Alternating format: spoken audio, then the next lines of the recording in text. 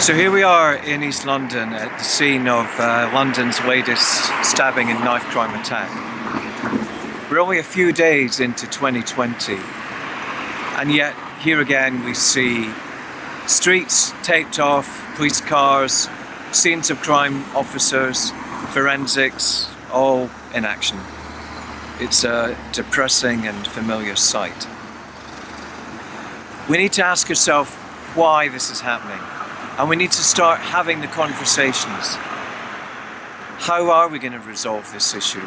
Why is it spreading from the traditional inner city areas of London out to other areas?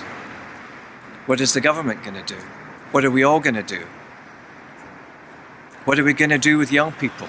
How do we interact with them? How do we engage with them? How do we make them feel safer? Why are so many people carrying knives? Why are so many people ready to use knives? These are not easy questions to ask. They're not easy questions to answer, but we need to start asking them.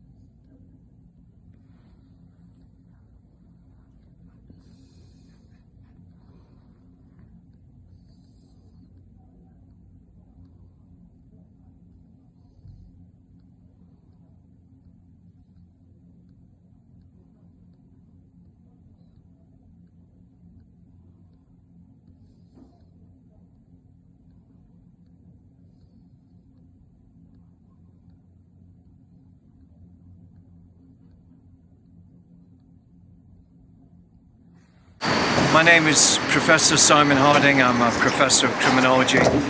I'm here in East London at the location of London's latest ghastly knife crime event. We've seen the death of 3 young men yesterday evening. Not entirely sure what's happened, and it's perhaps not good to speculate. But what we do know is that knife crime is increasing right across London. What we also know is that young people feel frightened. They feel as if the landscape and the terrain across London is not safe for them. And when I interview them, they tell me that's the reason that they carry a knife. What we also know is that knives are far too prevalent, and they're far too easily and quickly used, especially in arguments and fights. We find now that they're used as a first resort. They're pulled out and questions are asked later. And it's not a good situation. And what do you think is going to be done to stop this? Again, this is 3 triple stabbings. 3 people have been stabbed to death. What can be done and what's going to be done? Because the government clearly are not able to handle or take care of the situation that is at hand, that is out of control and affecting everywhere within the streets of London. Well, I guess my worry is that this is something we haven't seen before. We haven't seen 3 deaths in one incident.